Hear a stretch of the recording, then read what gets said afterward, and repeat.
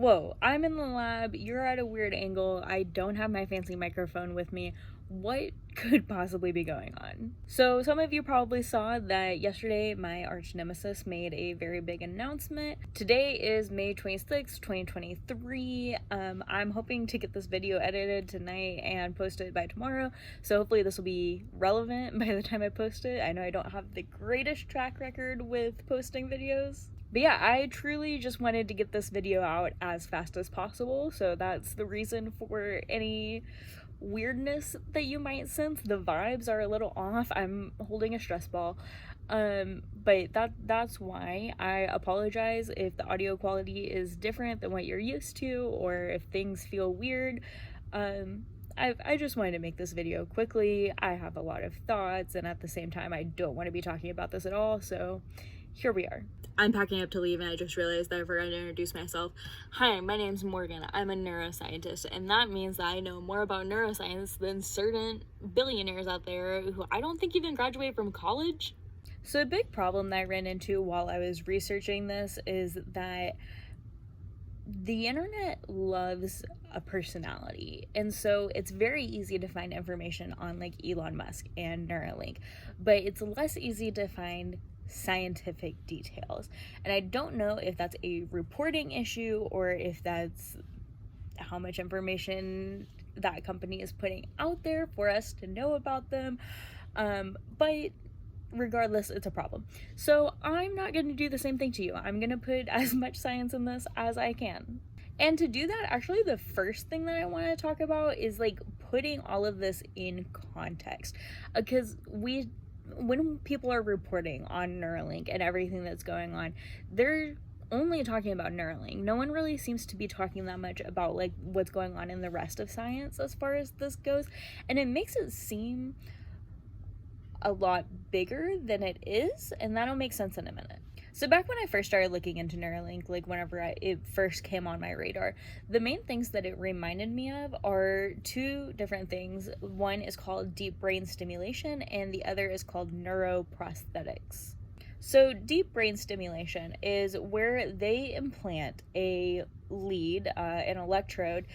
It's basically like a really big rod directly into your brain wherever you need the stimulation, and then they implant the thing in your brain, and then there's a wire that like either comes down the side of your face or goes up the back of your skull, and it goes to a little battery pack that's located usually somewhere in like your chest area. So the only thing that's actually going into the skull and anywhere near the brain is the lead, is the electrode, and the rest of it is all just underneath the skin, which is a lot safer to implant things under the skin than it is to implant things in the brain. So that makes sense. Deep brain stimulation, the whole concept behind it is this battery pack is able to send electricity to the electrodes that they place in your head, and that gives like a little electrical stimulation at certain times in certain regions where you might need it.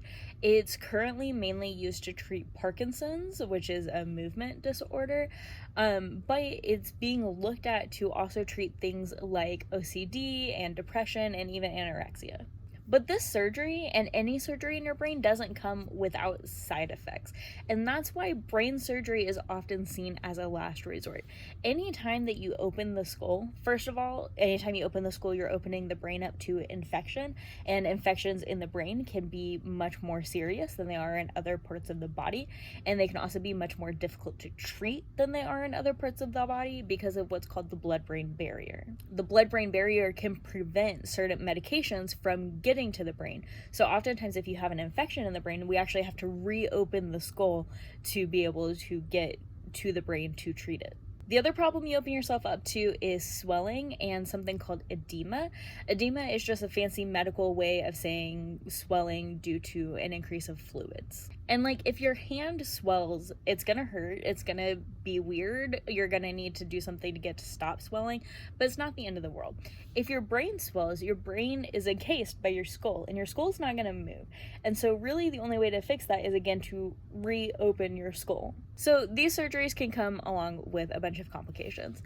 Also, whenever people talk about deep brain stimulation, they say that it's reversible, but that's actually really debated. So, the battery pack that it has is very much replaceable because, again, the only thing that's going into your skull is those electrodes.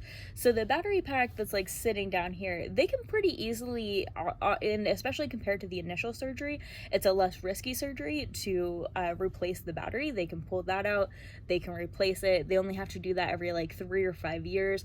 Now they're even making rechargeable batteries that last like 10 to 15 years. So that part's not a huge deal. Removing the electrode, though, the problem that you run into there is anytime that you put something into the brain or remove something from the brain, you're going to cause some brain damage.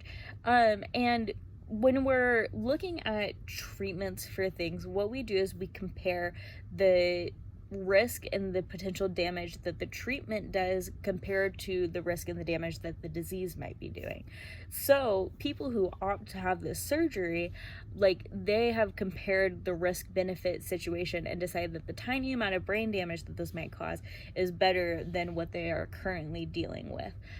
But that doesn't mean that that little bit of brain damage isn't something that exists or isn't something that's going to happen. It's still going to happen. So the other thing I'm reminded of, and probably the more relevant thing, is neuroprosthetics, which is just putting the word neuro, like brain, in front of prosthetics. It's prosthetics that connect to your brain. There's a bunch of different versions of these types of prosthetics. They either have ones that they can implant just below the scalp, but above the skull, and it works sort of like an EEG cap. There's ones that they can implant under the skull, but on top of the brain. So it's a little closer to the brain, it can like get more signals. Or there's ones that can go directly into the brain regions where they're needed, because the ones that sit on the outside of the brain can't sense as many things that are happening deeper into the brain.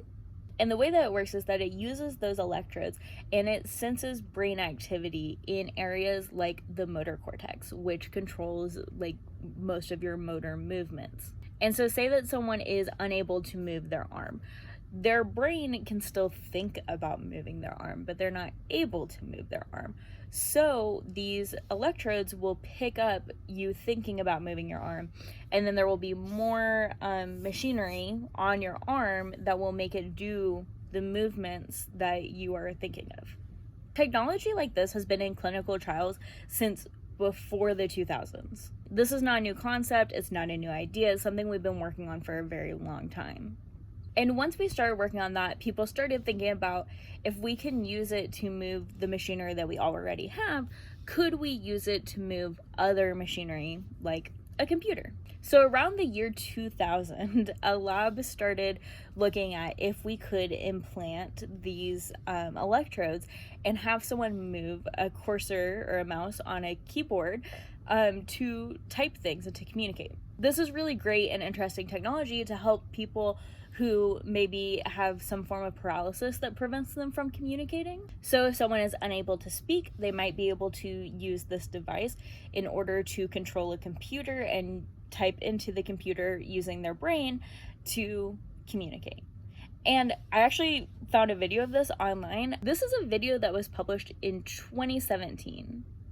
That is 6 years ago. They did human trials where they were able to get humans who were unable to speak to be able to type using only their brain, and they were able to communicate. The highest performing participant was able to type 25 words per minute, and for reference, I can type 65 words per minute, so that's pretty great for just thinking about what you're trying to do. One real limitation of these, and something that we're going to have to figure out in the future, is that actually whenever you go through something like paralysis, your brain sort of stops registering that part of your body eventually. And so if someone were able to get an implant like this immediately after being paralyzed or very soon after being paralyzed, it would be great. But likely if someone's been paralyzed for like 10 or 20 years, this might not work as well for them. And the other thing is that if someone were born paralyzed or born without a limb or born unable to speak, that could also present some issues depending on like what the cause of it is. Their brain, it's like if someone told you to think about something that you have never done, you might struggle to think about it in a way that a computer could register that that's what you're thinking about. I truly hope that makes sense. The point is, their brainwaves would likely look really different, and also it'd be a struggle to like calibrate the machine and stuff. So there is some work that needs to be done on that end to help people who have never been able to speak or never been able to move a limb. That would be a different situation than what these devices are currently helping. But what I'm trying to establish here is that even since before the 2000s, but definitely since the early 2000s, we have had technology that we have been developing that you can implant under the skull, you can implant it in the brain, that can send stimulations and it can receive input, and it can even be used to move your own limbs or to move a cursor on a computer to type out words. There's a different tech company called Synchron, which did a human trial that started in 2021, and they just published their results in early 2023. And what they found, like, they were able to implant a device into someone's head, this same concept as this neuroprosthetics. They were able to implant it, and the participants were actually able to text, send emails, and even do online shopping using only their brain. And the reason why I want to point all this out is because whenever we talk about Elon Musk and talk about Neuralink, people talk about it like he's some brilliant genius who is coming up with things that we've never thought of doing before. This company started in 2016.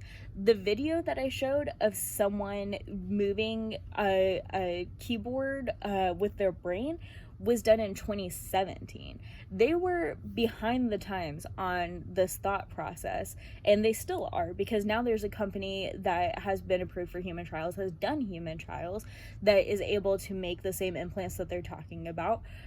But the reason why we keep on focusing on Elon Musk and on Neuralink is because he's such a big personality. He's sold us on the thought and the concept that he's this genius inventor person, when in reality he's not. And there are neuroscientists who are behind the scenes who are working for this company. It's not like Elon Musk is sitting at the bench every day doing this work. The other thing that sets Elon Musk and Neuralink apart from everyone else is that he is promising more. So what people are looking at right now and what people are doing is that they're trying to help people with paralysis. They're trying to help people who are unable to move their limbs, who are unable to speak, and that is good. They're doing a good medical service, and they have a medical goal in mind. Elon Musk is coming at it from the perspective of a tech bro.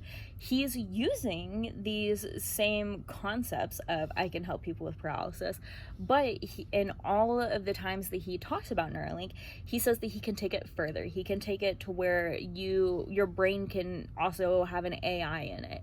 You're going to be one with your computer. He doesn't want this to be something that only people who are paralyzed have in order, like as a mobility aid.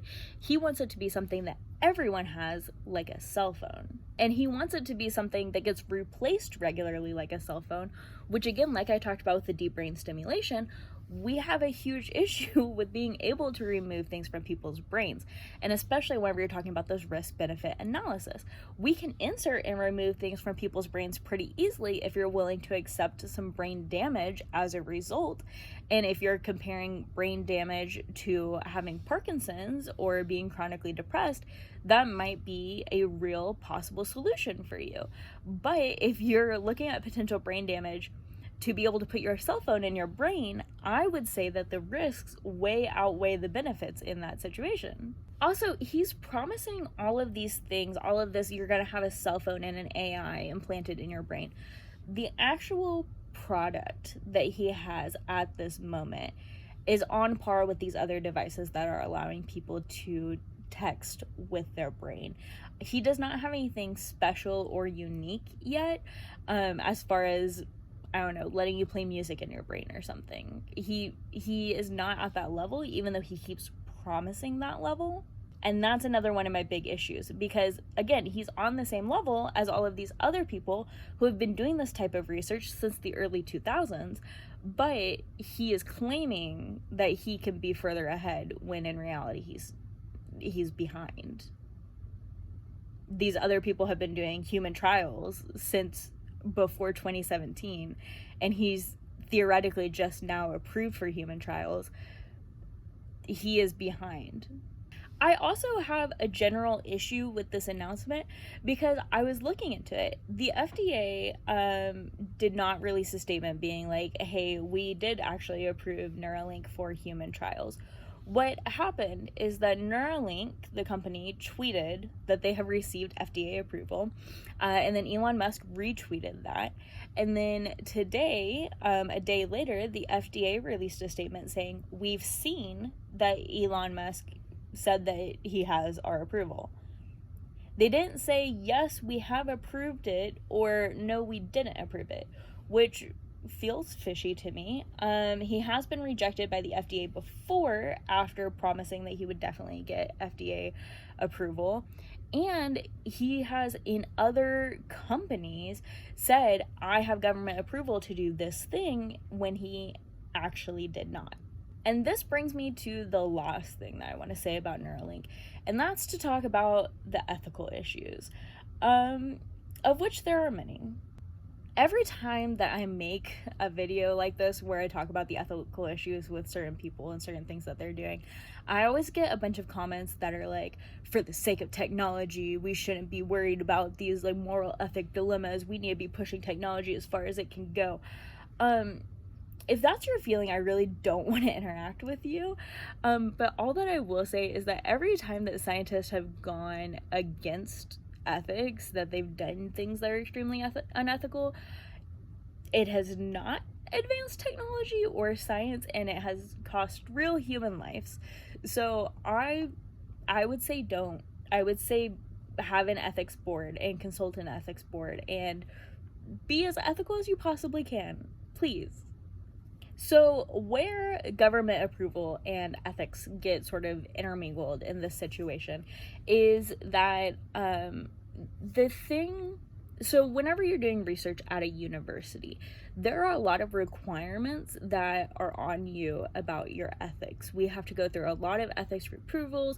Every university is required to have an ethics board that regularly inspects labs and checks on animal welfare. And then you have outside committees that regularly come in and inspect for animal welfare. And there's a lot that goes into play whenever you're working with animals at a university, or if you're receiving federal funding.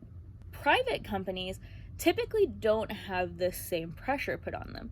Really, the only thing that is holding them to the same ethical standards that people who receive federal funding have is the Animal Welfare Act, which just covers like general animal treatment, and the fact that the FDA will not approve your drug for treatment for human trials if they spot ethical issues in your practices. Theoretically, that's supposed to be how it works, to make sure that everyone's in this on the same page with this stuff. Elon Musk and his company Neuralink are currently under investigation by the USDA for animal welfare violations.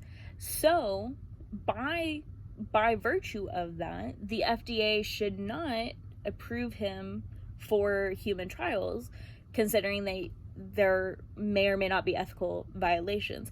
They should not approve an application until after that USDA investigation has concluded. I'm not saying that the government's never done anything that's unethical, but if the world worked the way that it's supposed to, or in an ethical and good way, he would not receive FDA approval until after these ethics investigations have concluded. So a couple years ago, Elon Musk releases this video of him with a bunch of little pigs that have Neuralinks implanted in them. And I made a video on that when it came out. I don't fully remember all of the details, but I did some looking into that because I was like, what actually wound up happening with those pigs?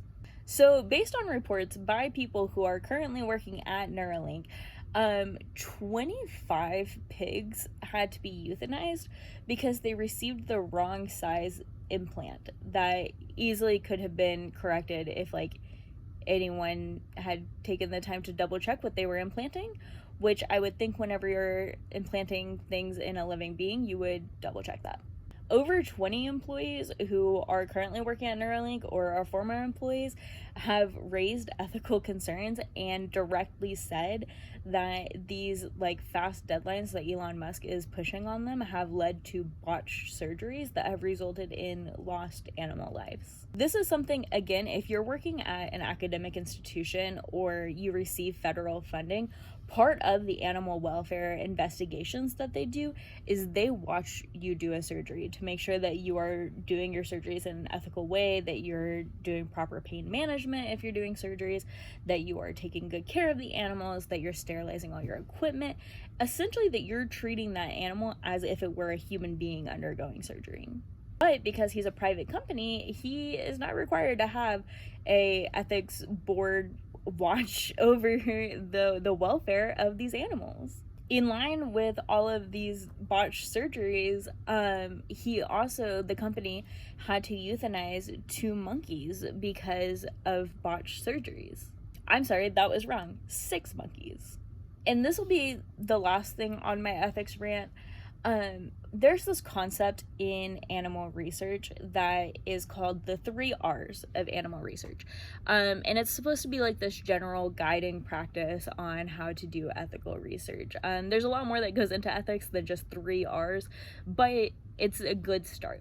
And one of those R's stands for reduce. And it basically means you want to use the minimum number of animals. You want to have the fewest animal lives sacrificed in the name of science as possible. So if I were to do an experiment that needed 10 rats, but for some reason I said that I needed 20 rats, an ethics board would come to me and say, why? You have to justify to us why you need this many animals when you don't actually need that many.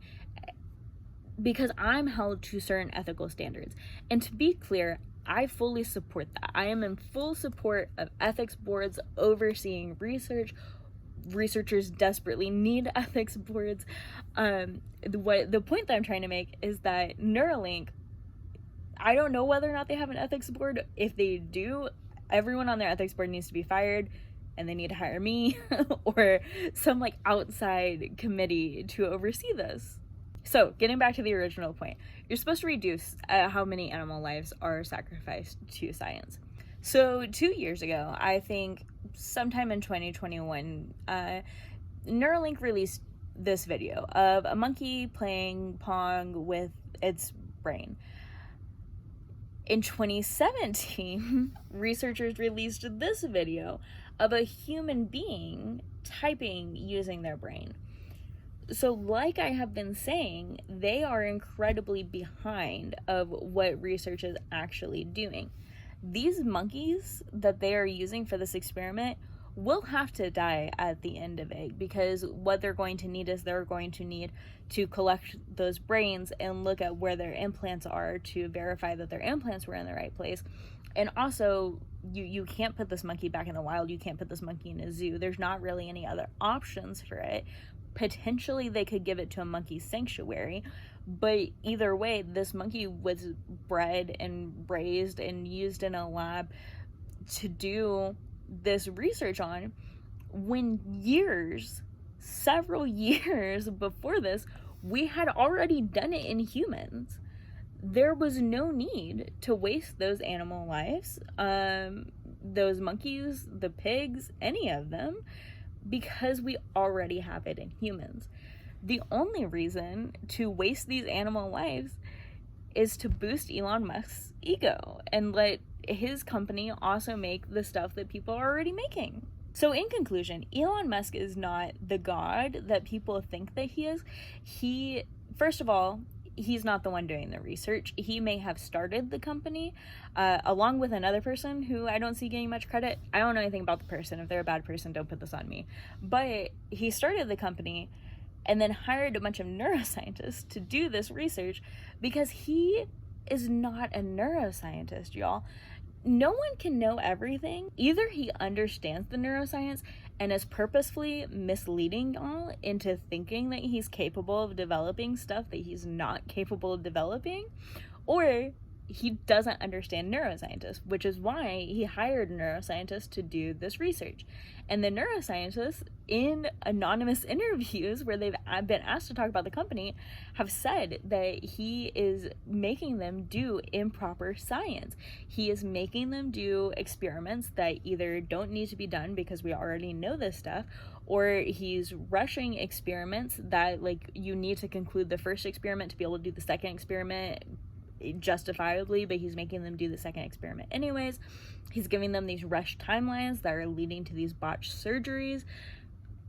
He is not a researcher. He makes that very clear. He is a personality, and that's fine. There are celebrities who are purely famous for their personalities.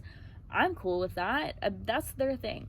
My problem would be if they started trying to portray themselves as a scientist. So Elon Musk is not a genius neuroscientist who has created this beautiful magical thing that will be an iPhone in your brain. He has also not created anything new. Neuralink as a company has not made anything new. Again, this is technology that we have had since probably before 2017, but was published in 2017. We were already able to do this. Then there was a different company that made the same thing that came out with that in 2021. So he is behind the times with this development, and again making claims that he cannot support, on top of all of these ethics violations. So eat the rich, specifically Elon Musk. Those are my thoughts on the recent announcement that has happened.